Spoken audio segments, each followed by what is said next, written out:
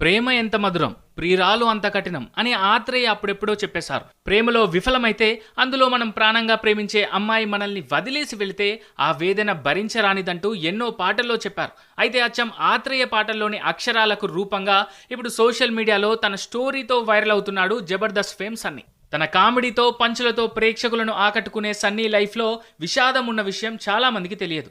సన్నీ ఎప్పుడూ తాగుబోతు క్యారెక్టర్స్ వేస్తూ ప్రేక్షకులను నవ్విస్తూ ఉంటాడు. కానీ అతని లైఫ్లో ఓ విషాదం ఉంది.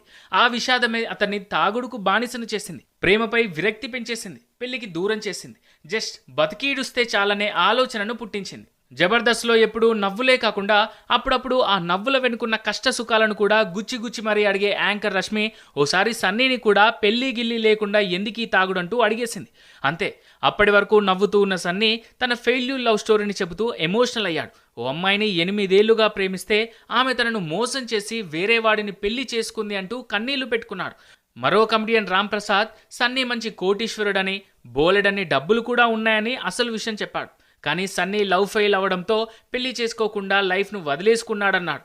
సన్నీ అన్నా వదిన ఇద్దరు డాక్టర్స్, అంత డబ్బున్నా వాడు వాళ్ళ ఇంట్లో ఉండడు, మా రూమ్స్కు వచ్చి తాగి పడుకుంటాడు, అమ్మాయి కోసం వాడు లైఫ్నే వదిలేశాడంటూ చెప్పాడు రామ్ ప్రసాద్.